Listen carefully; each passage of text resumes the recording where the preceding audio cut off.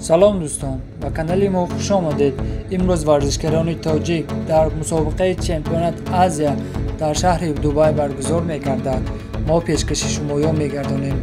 شما می‌توانید ویدیو را در کانال ما تماشا کنید و پادپیسات کنید. امروز ورزشکاران تاجیک در وزن 56 کیلوگرم بختیار ساکیزوف، در وزن 60 کیلو عبدالرحمن یعقوبوف، در وزن 64 کیلوگرم بهادر عثمانوف، در وزن 75 کیلوگرم عبدالملک بالتایف، در وزن 81 کیلو شهباز نعمت‌اللهیف، در وزن 91 کیلو جسور قربانوف، در وزن 91 کیلو ریس کلانترین سیاوش ظهور می‌باشد. باز در این مسابقه ورزشکاران دختران ما رفتند. در وزن 51 کیلو سمیه قاسیموف و در وزن 54 کیلوگرم حافظه حق‌نظر و در وزن 50 کیلو مشکانه سمت و در وزن 60 کیلو شاعره زلیخ نظر و این مسابقه از سنه 24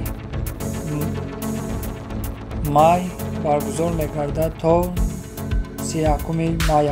شما می‌توانید حتما در کانال ما ابونه باشید، زنگوله را فراموش نکنید، ویدیو را انتظار باشید.